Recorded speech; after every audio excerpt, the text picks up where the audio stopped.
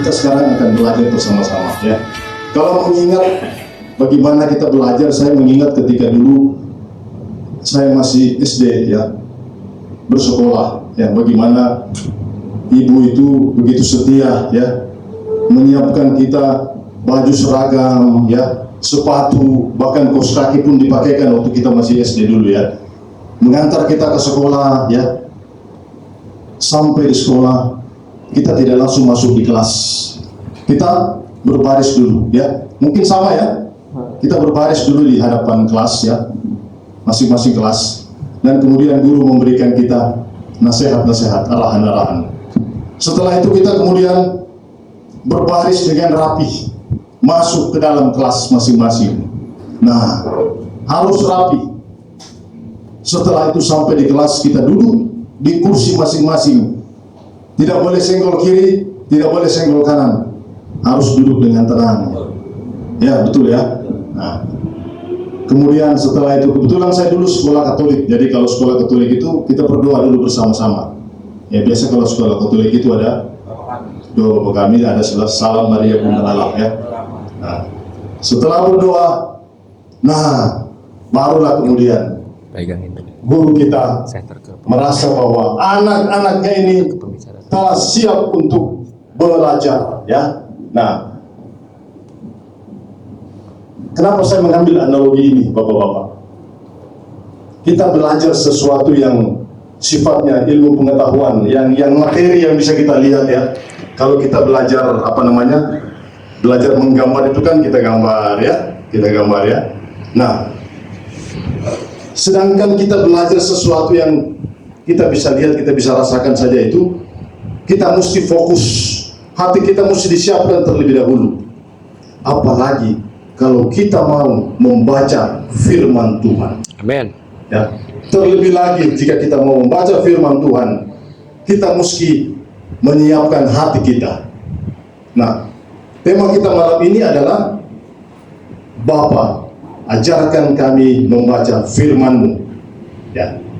Nah, tapi di sesi ini saya akan lebih fokus kepada bagaimana sikap hati kita ya, atau postur hati kita ketika kita membaca firman Tuhan ya, karena sikap hati itu sangat penting ya. Nanti di sesi-sesi berikut nanti saya akan juga membahas bagaimana pola atau metode kita membaca firman Tuhan. Namun saya ingin mulai dengan bagaimana sikap hati kita membaca firman Tuhan. Nah, mari kita bersama-sama membaca 2 Timotius 3 ayat 14 sampai 17. Mari kita buka Alkitab kita ya, handphone kita masing-masing. Kita buka 2 Timotius 3 ayat 14 sampai 17. Saya baca ya. 2 Timotius 3 14 sampai 17. Tetapi hendaklah engkau tetap berpegang pada kebenaran yang telah engkau terima dan engkau yakini, dan selalu mengingat orang yang telah mengajarkannya kepadamu. Ingatlah bahwa dari kecil engkau sudah mengenal kitab suci yang dapat memberi hikmat kepadamu dan menuntun engkau kepada keselamatan oleh iman kepada Kristus Yesus. Segala tulisan yang diilhamkan Allah memang bermanfaat untuk mengajar, untuk menyatakan kesalahan, untuk memperbaiki kelakuan, dan untuk mendidik orang dalam kebenaran. Dengan demikian tiap-tiap manusia kepunyaan Allah diperlengkapi untuk setiap perbuatan baik. Nah, amin ya. Semua bisa baca ya? Oke, ini adalah surat Rasul Paulus kepada Timotius ya. 2 Timotius 2 ini ditulis oleh Rasul Paulus itu ketika dia berada dalam penjara di Roma ya, jadi dia terpisah dengan murid rohaninya ya. Kita tahu bahwa Timotius itu adalah murid rohani Paulus. Ketika Paulus berkunjung ke Listra ya, waktu itu Timotius masih berumur 15 tahun kurang lebih. Dia bertemu dengan Timotius dan Timotius mendengarkan firman Injil keselamatan dari Rasul Paulus ya. Kita tahu bahwa Timotius ini dibesarkan dalam didikan keluarga Ibrani karena mamanya adalah seorang Ibrani walaupun papanya seorang Yunani. Dia tinggal di Listra, di daerah sekitar Turki. Nah, Kita tahu orang Ibrani, ya, sejak 5 tahun mereka sudah diajar membaca Taurat Tuhan. Jadi pengetahuan mereka tentang Torah itu, ya, tentang kitab-kitab para nabi, kitab-kitab nabi, ya, tentang Mazmur, Amsal itu sudah kelotok lah, ya. Itu sudah orang-orang Ibrani itu malah mereka bisa menghafal kitab-kitab suci, ya. Nah, sehingga ketika dia mendengarkan Rasul Paulus mengajar, Roh Kudus bekerja dan hatinya kembali menjadi percaya. Nah, ini kita berbicara tentang pengajaran, karena kita kalau membaca firman Tuhan kita itu belajar, ya, kita belajar. Nah, kita tahu firman Tuhan itu diturunkan dari generasi ke generasi, ya. Bagaimana firman Tuhan itu yang ditulis kurang lebih 3.500 tahun yang lalu, ya. Dia mencatat sejarah satu bangsa, ya, yang sangat lengkap secara historis dan religius, ya, yaitu bangsa umat Tuhan, yaitu Israel, ya.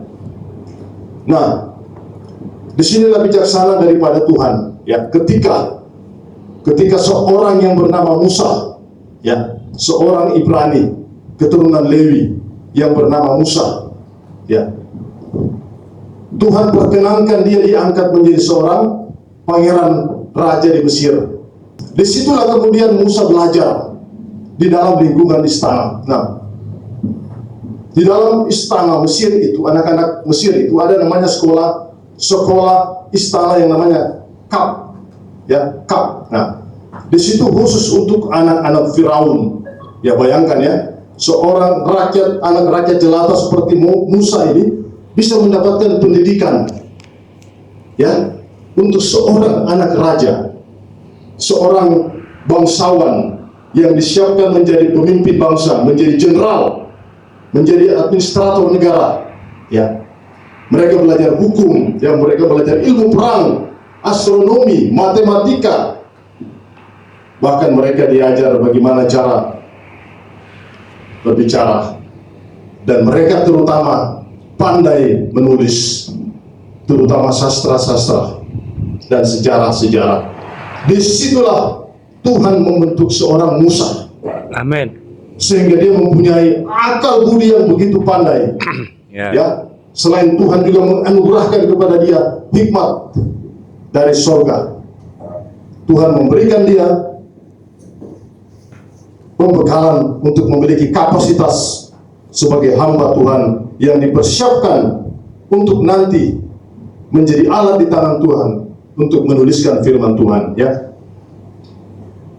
Kita tahu bahwa Musa itu menerima firman Tuhan itu langsung dari Tuhan, ya. 10 perintah Allah itu diterima oleh Musa dengan di atas 2 loh batu yang ditulis sendiri oleh jari Tuhan secara supranatural, ya. Walaupun setelah itu kemudian dipecahkan karena Musa marah karena bangsa Israel menyembah lembu emas. Di situ Musa murka, dia membanting loh batu itu. Tapi kemudian Tuhan mengatakan, kau pahat lagi loh batu yang baru, dan saya akan tuliskan lagi kembali di situ 10 perintah Tuhan.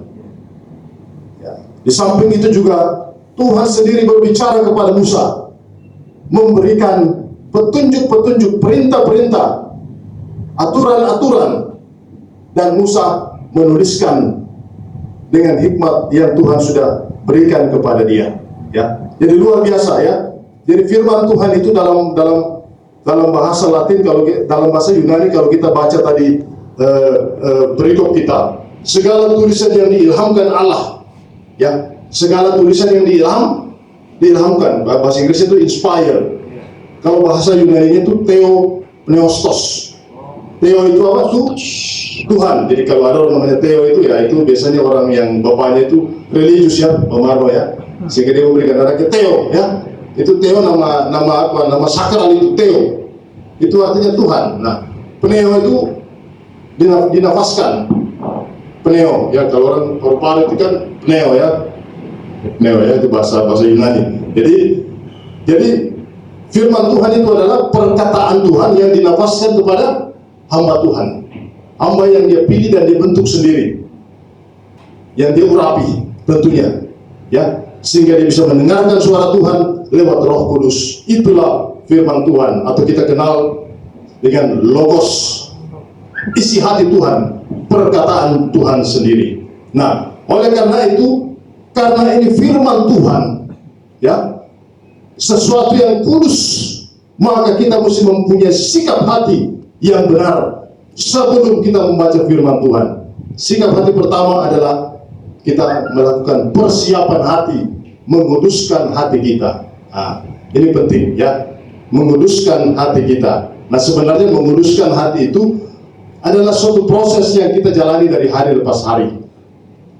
Bukan hanya ketika kita membuka Alkitab terus kita kemudian, oh Tuhan kuduskan hati saya, bukan, ya. Kita di luar baru selesai mungkin berantem sama orang kan, terus kita baca Alkitab, Tuhan kuduskan hati saya. Itu bukan itu yang dimaksud menguduskan hati, bukan. Menguduskan hati itu kita jalani dalam proses hari ke hari kehidupan kita. Amin. Namun ketika kita mau membaca firman Tuhan, tentunya kita harus minta pertolongan Roh Kudus untuk menolong kita. Kita berdoa, ya, kita juga bernyanyi, ya, seperti yang kita lakukan ini, ya. Supaya apa? Supaya kita masuk hadirat Tuhan, kita dihantar untuk lebih rapat lagi, lebih erat lagi dengan Tuhan, ya. Kita tahu bagaimana umat Tuhan itu, ya, umat Israel diminta untuk menguduskan dirinya ketika Tuhan mau menyampaikan firman-Nya, mau menyampaikan hukum Taurat, ya. Dikatakan di situ bahwa Musa diminta berkata kepada orang Israel, suruhlah mereka menguduskan, cucilah pakaiannya. Disuruh mencuci pakaian, ya. Mungkin tidak seperti kita sekarang ini, ya, Pak Dedi, ya. Kalau kita kan mungkin tiap hari ganti baju, ya. Kalau orang dulu mungkin nggak mungkin tiap hari, ya kan, betul, ya. Ya. Apalagi di ribuan tahun yang lalu, ya, mungkin bajunya juga, ya, masih baju-baju yang mungkin kulit-kulit hewan gitu, ya. Nah, itu dicuci, mungkin cucinya beda lagi dengan cuci baju kita, ya. Nah, tapi yang penting Tuhan bilang cucilah bajumu dan jangan bersetubuh dengan istrimu. Nah, bayangkan, ya, ketika Tuhan mau berbicara kepada umat Tuhan, menyampaikan firman Tuhan, Tuhan mengatakan kuduskanlah dirimu. Nah, dalam perjanjian baru, ya, memang arti menguduskan itu Tuhan Yesus barui, ya. Kita tidak perlu lagi mengadakan ritual secara fisik, ya, pantangan tertentu, ya. Tuhan mengajak kita untuk menguduskan hati kita, batin kita, rohani kita. Kita buka Yohanes 15 ayat 3, coba. Yohanes 15 ayat 3. Namun intinya adalah kita harus menguduskan kehidupan kita, kita harus menguduskan diri kita sebelum kita membuka firman Tuhan, ya. Yohanes 15 ayat 3 mengatakan, kamu memang sudah bersih karena firman yang telah kukatakan kepadamu. Amin. Haleluya. Kita semua adalah anak-anak kepunyaan Allah. Kita semua telah ditebus oleh darah Kristus, ya. Kita yang berlumuran dosa, yang tidak layak, ya. Tapi Tuhan Yesus sudah mati buat kita. Dia sudah menumpahkan darahnya buat kita. Dia adalah domba Allah yang tidak bercacat dan tidak bercelah. Kita yang percaya kepada Kristus, yang taat kepada Dia, maka dosa kita telah diampuni. Amin. Amin. Kita katakan puji Tuhan. Puji Tuhan. Puji Tuhan. Haleluya, ya. Jadi dalam mempersiapkan hati kita, Bapak-bapak semua, kita datang dengan ucapan syukur dan terima kasih karena Yesus Kristus telah melayakkan kita untuk masuk ke hadirat-Nya, masuk ke ruang maha kudus-Nya, seperti kita saat ini, ya. Kita beribadah saat ini, Tuhan hadir di sini, ya. Tuhan hadir dalam hati kita, Roh Kudus-Nya ada dalam hati Bapak-bapak semua. Ketika kita mendengarkan Tuhan, Roh Kudus itu berkuasa dan akan mengubahkan kita semua. Amin. Amin. Puji Tuhan ya. Haleluya. Ya. Kita berterima kasih dan kita mengatakan, Tuhan, saya siap untuk membaca firman-Mu. Menguduskan hati kita, menguduskan diri kita adalah poin pertama untuk sikap hati kita untuk kita membaca firman Tuhan. Amin. Saya ingat waktu anak saya masih SD ya. Saya kembali lagi ya, saya cerita lagi dikit ya tentang anak saya waktu masih SD. Kebetulan saya waktu SD Pak Billy, anak saya waktu SD itu kita pindah kota 3 kota. Jadi dia itu SD di Jayapura, di Kendari, terus di BSD. Nah, 3 kali Pak Billy. 3 kali pindah sekolah. Jadi repotnya dia, bapaknya ya, urus anak pindah sekolah itu repot sekali Pak. Waduh. 3 pulau gitu. Tiga pulau ya, 3 provinsi, 3 pulau ya. Jadi, tapi istri saya itu memang sangat telaten mengurus anak ya. Jadi semua diatur semua ya. Semua apa yang disampaikan oleh bapak kepala sekolah, ibu kepala sekolah, ibu guru, diikuti semua Pak. Diikuti semua. Apapun yang disyaratkan oleh sekolah, diikuti semua. Buku-buku yang dibeli diikuti semua. Kenapa itu dilakukan? Kenapa itu kita lakukan? Ya, satu alasannya. Kenapa kita patuh kepada aturan? Kenapa kita patuh kepada pengajaran? Itu adalah sikap hati. Karena kita percaya bahwa kita butuh pendidikan. Kita percaya kita butuh pendidikan. Tanpa pendidikan, tidak ada seorang pun yang bisa survive di dunia ini. Yes, amin.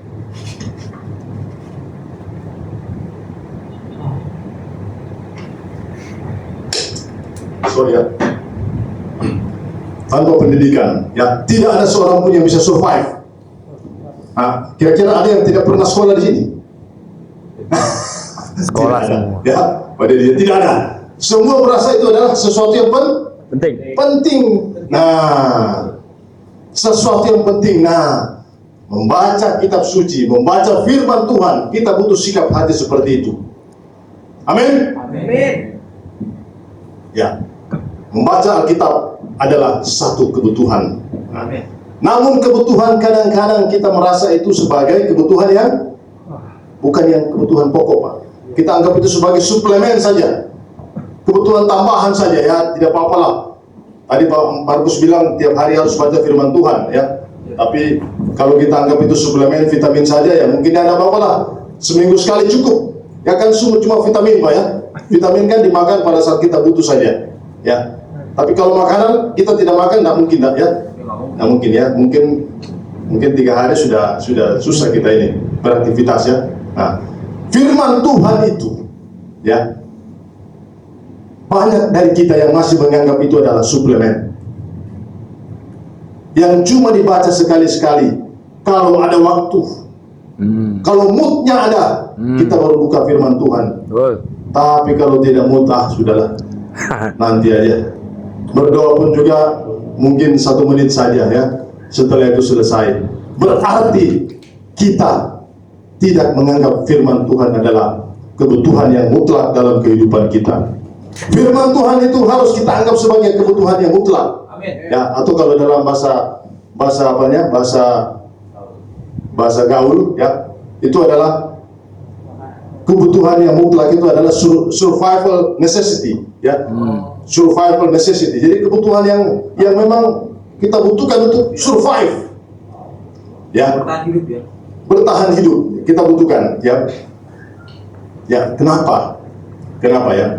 Matius 4 ayat 4 mengatakan, nah ini Tuhan Yesus sendiri yang mengatakan. Ya. Matius 4 ayat 4 mengatakan, manusia hidup bukan dari roti saja, tapi dari setiap firman yang keluar dari mulut Allah. Amin. Amin. Amin. Puji Tuhan ya. Yes. Di sini kita disadarkan Bapak-bapak ya, bahwa firman Tuhan itu adalah makanan yang penting dalam kehidupan rohani kita ya. Dalam pertumbuhan iman kita ya. Kita tahu iman itu sesuatu yang hidup. Kalau hidup itu kira-kira kalau tidak dikasih makan dia hidup kan? Dia mati. Ya. iman itu harus kita berikan makanan, dan makanan rohani itu adalah firman Tuhan. Ketika kita memberikan makanan rohani dalam kehidupan kita, maka iman kita akan bertumbuh. Ya. Dikatakan di dalam 2 Timotius 3 tadi ya, bahwa firman Tuhan akan membuat kita bertumbuh dalam iman kepada Kristus. Ya. Ya. Akan membuat kita bertumbuh dalam iman kepada Kristus. Ya. Kedua, firman Tuhan itu akan memberikan kita hikmat. Ya, siapa yang tidak butuh hikmat di sini? Hikmat itu adalah bijaksana ilahi. Ya, hikmat itu adalah bijaksana ilahi. Ya. Kalau kita bicara hikmat Tuhan itu, ya, bukan mau menang sendiri, bukan.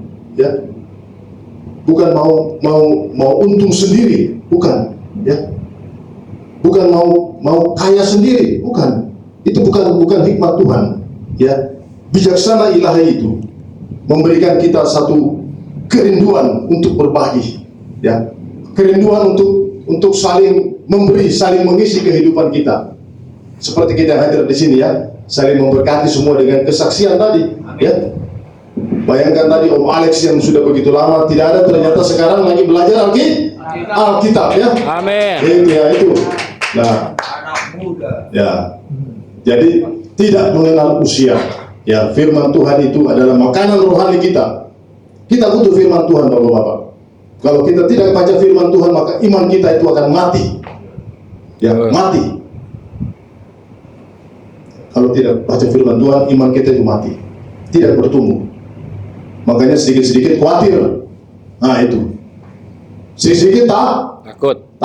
Nah, sedikit-sedikit gampang kita mengatakan hal-hal yang kurang bagus, kurang sopan. Kenapa? Karena iman kita tidak bertumbuh. Ya Pak Billy ya. Sedikit-sedikit kita gampang tersinggung. Nah, karena kita tidak pernah baca firman Tuhan. Ya, kalau Pak Jeffrey ini kan dulu saya ingat sekali beliau ini. Kalau kita camp, wah, kalau tidak ada Pak Jeffrey yang pimpin acara itu, aduh, tidak lengkap ya. Amal ya Pak Billy ya. Kalau Pak Jeffrey di atas itu lompat-lompat itu hambar Pak Billy ya.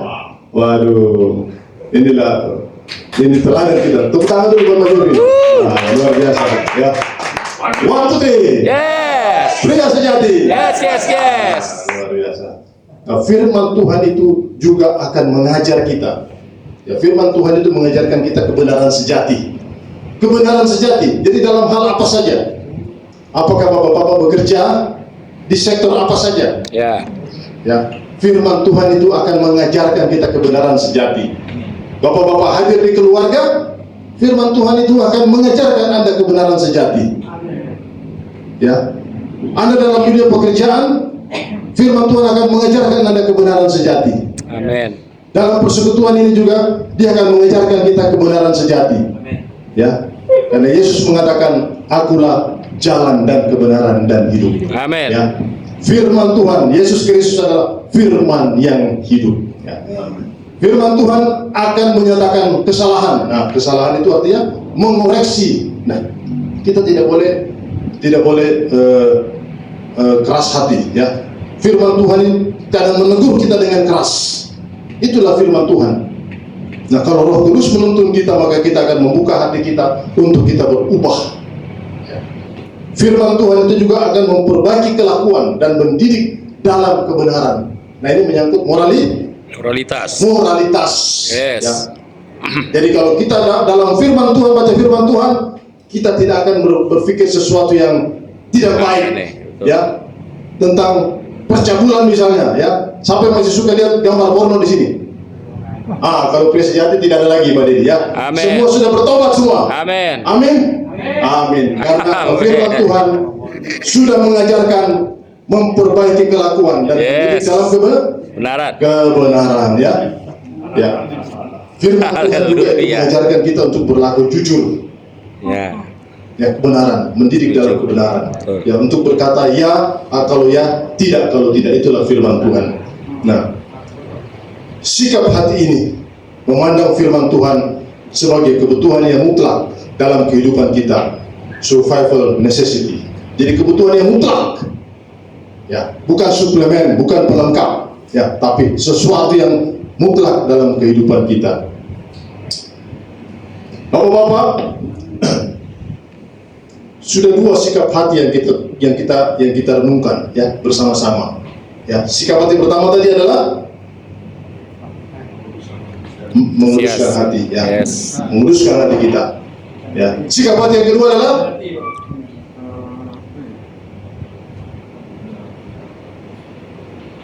ya, kebutuhan yang mutlak. Ya. Firman Tuhan kebutuhan mutlak. Kebutuhan mutlak, ya, survival, ya, ingat aja survival, ya, survival. Kalau saya nggak baca firman Tuhan, saya nggak akan survive dalam hidup ini. Saya akan binasa. Ya. Itu ya dan amin. Amin. Ya, karena Yesus mengatakan kita bukan hidup dari roti saja, tapi dari setiap firman Kristus. Ya, nah, sikap hati yang ketiga adalah kita harus mempunyai sikap hati pertobatan. Nah, ini. Jadi repentant heart, ya, sikap hati pertobatan. Ya, kita harus punya sikap hati pertobatan. Ya. Ibrani 4 ayat 12 sampai 13. Silakan dibuka. Ibrani 4 ayat 12 sampai 13.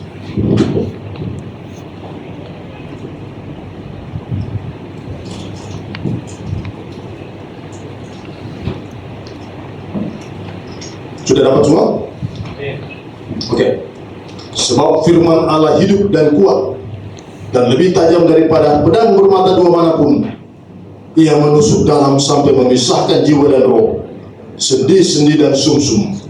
Ia sanggup membedakan pertimbangan dan pikiran hati kita, dan tidak suatu makhluk pun yang tersembunyi di hadapannya. Sebab segala sesuatu telanjang dan terbuka di depan mata Dia, yang kepadanya kita harus memberikan pertanggungan jawab. Amin.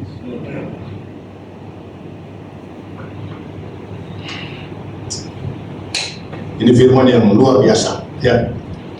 Kitab Ibrani, ya. Firman Tuhan itu, bapak-bapak, ya. Kita melihat firman Tuhan yang ada di tangan bapak-bapak ini, ya. Itu seperti apa? Seperti huruf, ya. Huruf yang tidak bergerak, ya. Dia seperti benda mati, ya. Ya, tapi kalau kita baca firman ini, firman Tuhan itu hidup dan aktif.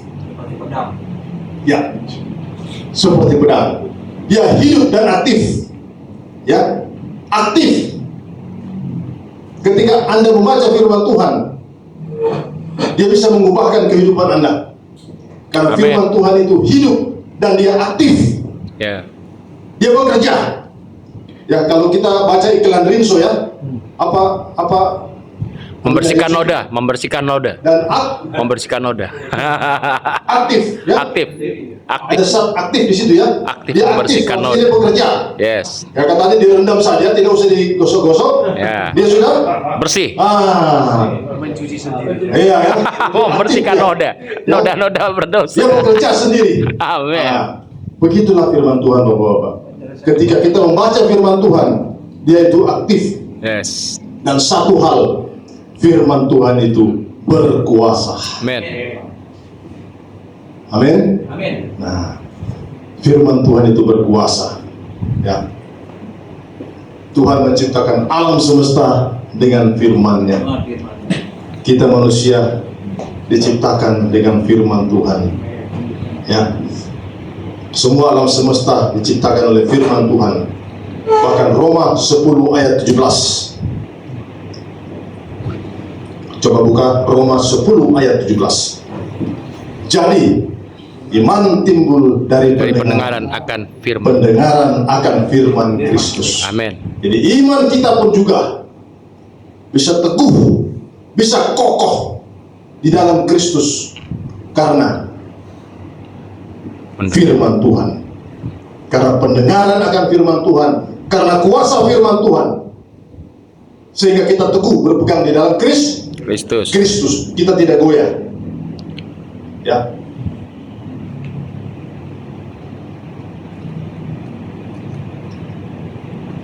Karena firman Tuhan.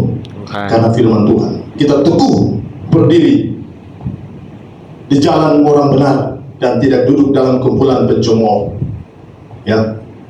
Mazmur 1 mengajarkan kita untuk ada dalam komunitas, ya, bergandengan tangan, ya, bersekutu, saling menguatkan, mendengarkan firman Tuhan, supaya kita kokoh dan teguh di dalam Kristus. Nah, tadi kita bicara tentang pertobatan. Nah, apa hubungannya dengan pertobatan?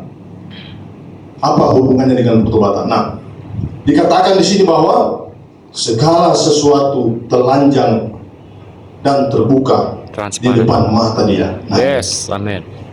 segala sesuatu telanjang dan terbuka di depan mata Dia. Firman itu seperti mata Tuhan yang menusuk amat dalam sampai memisahkan jiwa dan roh. Itulah firman Tuhan. Yes. Ya, firman Tuhan itu membuat kehidupan kita itu tidak ada yang bisa kita sembunyikan. Sehingga jika kita tidak bertobat, maka firman Tuhan tidak akan mempunyai kuasa bagi kehidupan kita. Kita harus membaca firman Tuhan dalam sikap pertobatan. Ya, kita mesti membaca firman Tuhan dengan hati yang penuh dengan pertobatan. Ya, kita tidak boleh mengeraskan hati kita.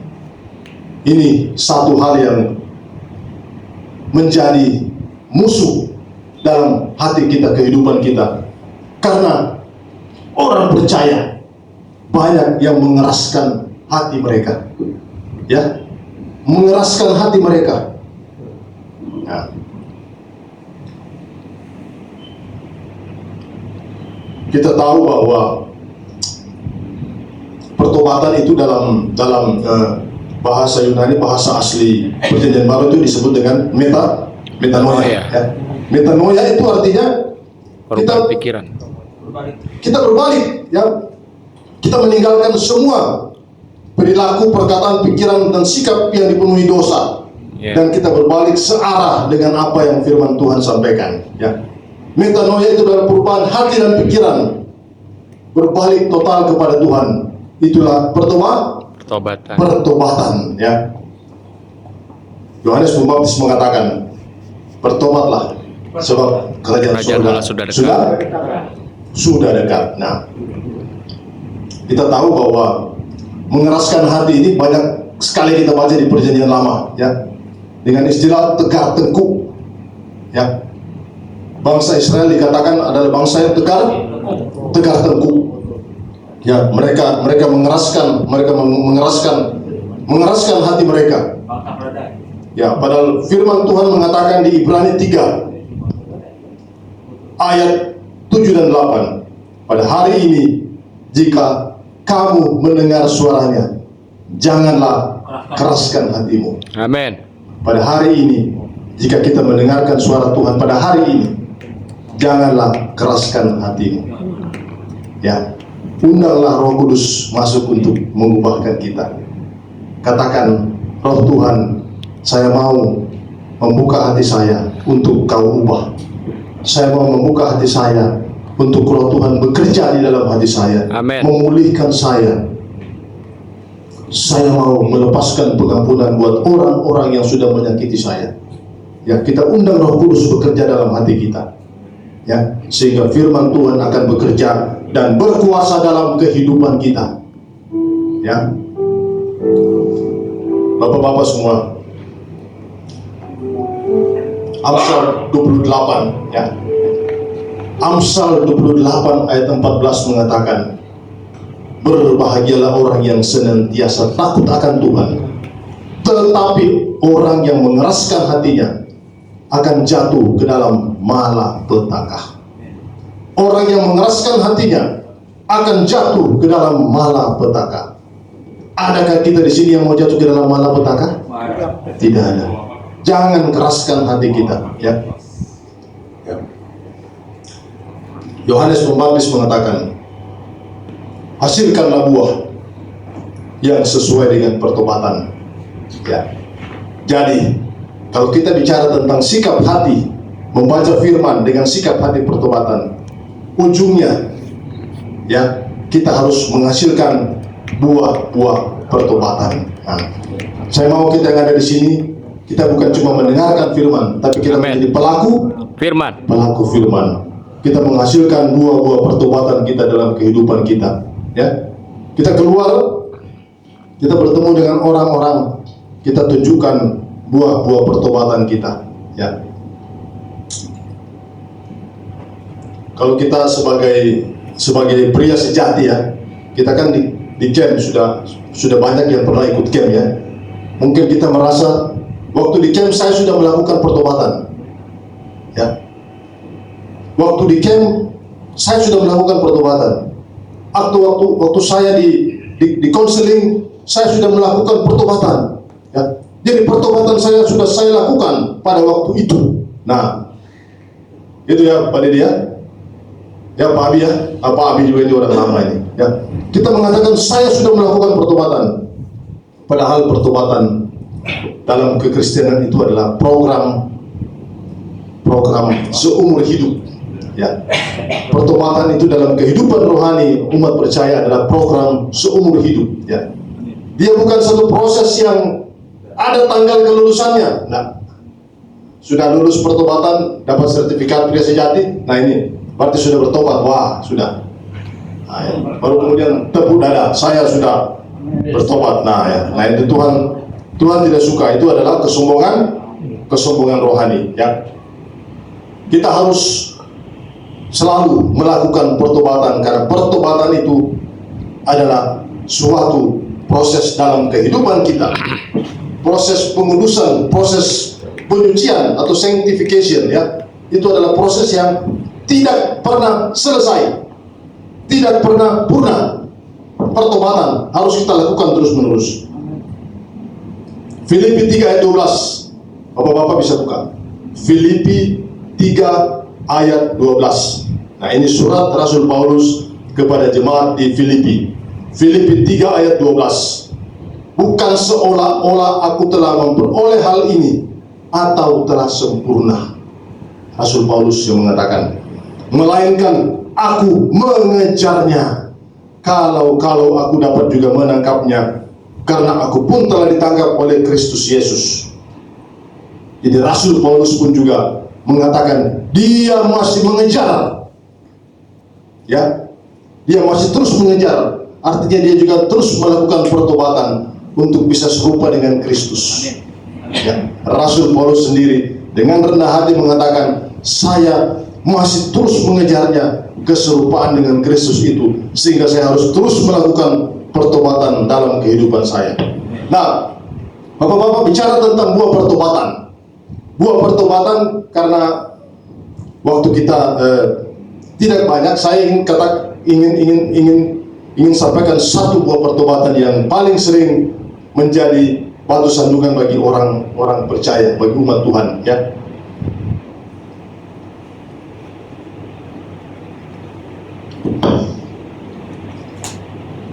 buah pertobatan yang paling sering kita diuji. Ya, apakah kita mempunyai buah pertobatan atau tidak? Itu adalah apa? Adalah lidah kita. Ya, kendali lidah. Ya, kendali lidah. Jadi kalau kita sudah bisa mengendalikan lidah kita, itu adalah buah pertobatan yang menyenangkan hati Tuhan. Ya, kendali lidah adalah buah pertobatan. Efesus 4 ayat 29 dan 31 mengatakan, janganlah ada perkataan kotor keluar dari mulutmu, tetapi pakailah perkataan yang baik untuk membangun. Ya, supaya mereka yang mendengarnya beroleh kasih karunia.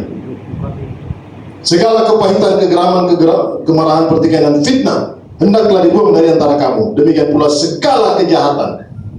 Tetapi hendaklah kamu ramah seorang terhadap yang lain. Nah, ya, penuh kasih mesra, saling mengampuni, sebagaimana Allah dalam Kristus telah mengampuni kamu. Nah, ini adalah kendali lidah. Ya, Tuhan tidak mau kita berkata kotor, berkata kasar, memaki orang ya, yang menimbulkan amarah di hati orang. Tuhan juga tidak mau kita menyampaikan kata-kata fitnah ya, kebohongan, dusta, menipu yang membuat orang merasa kecewa, sakit hati dan mungkin menjadi marah ya. Tuhan tidak mau. Tuhan mau kita mengendalikan lidah kita. Kita diminta untuk memperkatakan sesuatu dengan baik, dengan santun, sesuai dengan norma etika dalam masyarakat ya.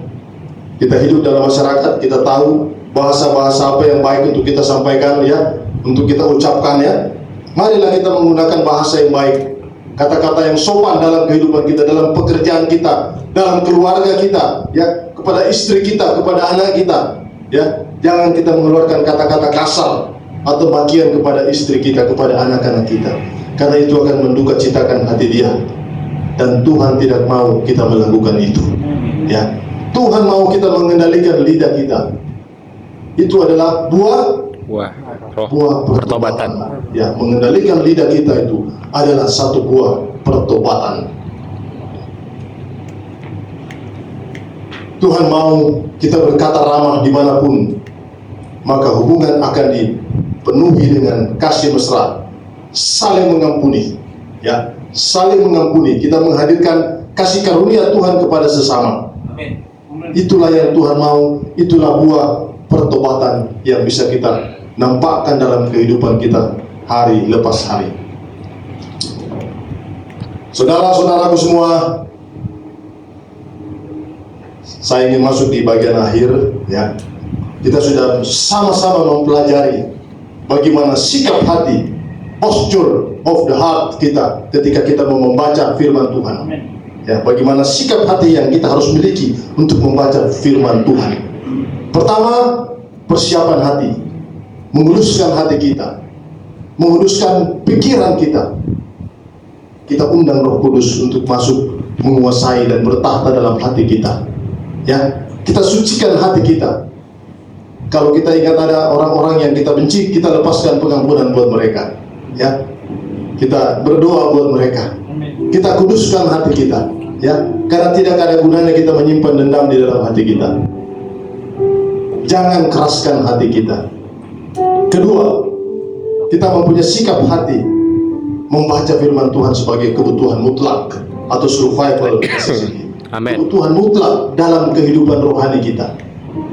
Ya, jika kita tidak membaca firman Tuhan, maka iman kita akan mati. Kalau iman kita mati, hubungan kita dengan Tuhan terputus, maka kita ada dalam malapetaka.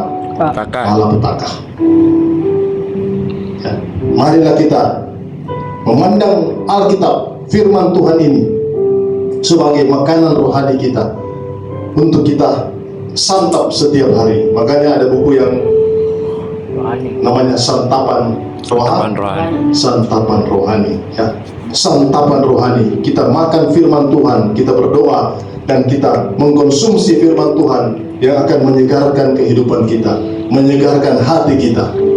Yang ketiga adalah kita memiliki sikap hati pertobatan. Ya.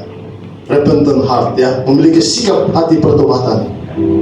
Kita datang di hadapan Tuhan, kita mengaku salah dan dosa kita, dan kita melakukan pertobatan ya. Dan setelah itu dari hari lepas hari kita hidup di dalam pertobatan ya. Kita hidup di dalam kasih karunia Tuhan. Kita berbagi berkat dengan sesama kita. Saudara-saudaraku sekalian, apakah renungan kita di malam hari ini menggugah kita untuk sungguh-sungguh mempunyai sikap hati yang benar ketika kita membaca firman Tuhan? Amin. Saya harap renungan kita di malam hari ini bisa menggugah kita untuk benar-benar mau mengoreksi sikap kita, untuk mempunyai sikap hati yang benar di hadapan Tuhan ketika kita membaca firman Tuhan. Kita tidak perlu seperti orang Israel ya, yang terikat dengan ritual-ritual yang sifatnya jasmani, tapi Tuhan Yesus mau kita menguduskan hati kita agar firman Tuhan bisa berkuasa dalam kehidupan kita. Tentu ini bukanlah format yang sempurna ya.